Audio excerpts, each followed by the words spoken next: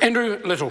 Thank you, Mr Speaker. Well, I have to say, for what was once characterised as a dirty, filthy, grubby little government, engaging in dirty, grubby, filthy little tactics, as they tried in Northland, what we now have is a sad shadow of its former self.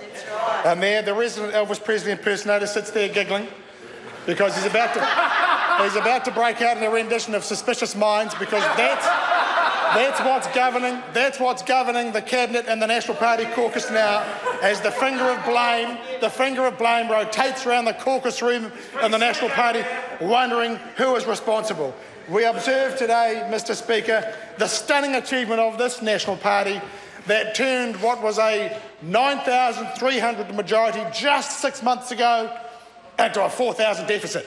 Now that is unheard of in the history of New Zealand politics. Unheard of in the history of New Zealand politics. The Northland by-election will go down in history as one of the worst defeats of a political party in this country. And the Prime Minister was right to express so many months ago his concern about the impact on ACC levies of falling off your high horse in Northland. Because he may not have thought that it would come, but last week it did. And oh, how the mighty have fallen, as they say. Oh, how the mighty have fallen. Now, when we cast around for the finger of blame, let's remember that it wasn't a single-handed job. There were many involved. It started with Chris Bishop. Now, Chris Bishop didn't so much fall off his high horse as off his rocking horse. They had a man's job to do. They gave it to a boy to do it. So he didn't last that long. Actually, stayed up there most of the time. We were waiting for him to turn up to Parliament.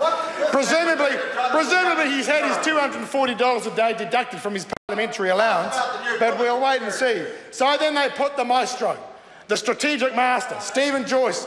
He was in charge, and he knew exactly what to do. This was the man, of course, who gave us great political achievements, such as giving $48 million credit to Radio Works. Oh, yes. And then he was given the job of fixing Nova Pay. And 2 years on, how we're doing? We're down to 11,000 faults each pay period now, but that's better than the 300,000 we had 2 years ago. And then he negotiated the state-of-the-art convention centre, the free convention centre, that was then going to cost us $140 million. And then when the public reacted against that, we now have a less than state-of-the-art convention centre. Who knows what's going to be put up, but something worthy of the talents of Mr Joyce. So now we have his big strategy, his big offering was the 10 bridges. You know, I reckon what happened, they sat around the campfire in Northland, sat around the campfire on one of the great beaches up there, 90 Mile Beach. They got out the guitars and started singing the great cultural classic, 10 Guitars, and that was the inspiration. That was the inspiration. 10 bridges was going to be the scheme.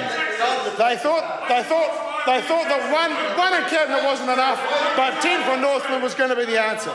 10 bridges, and of course all it did was serve to remind the Northlanders just how short-changed they were. That was the great strategic maestro, Stephen Joyce. That was his offering. And of course what they did to do, what they reminded the rest of New Zealand of, was just how poorly served the regions have been under this government. And they still don't get it. They still don't get it. When they promised the 10 bridges,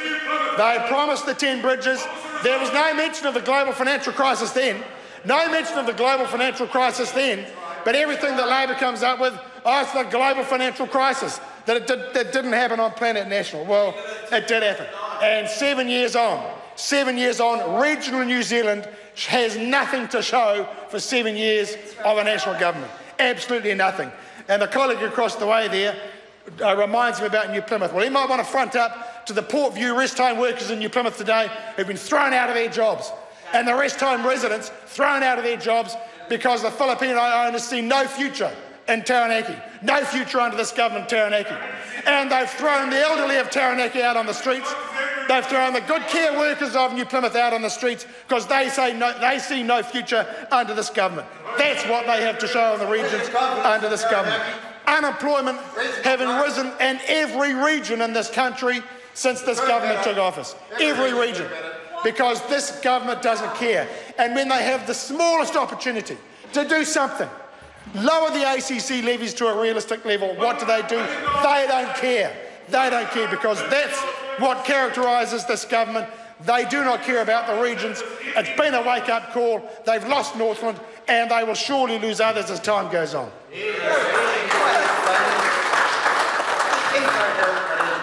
Honourable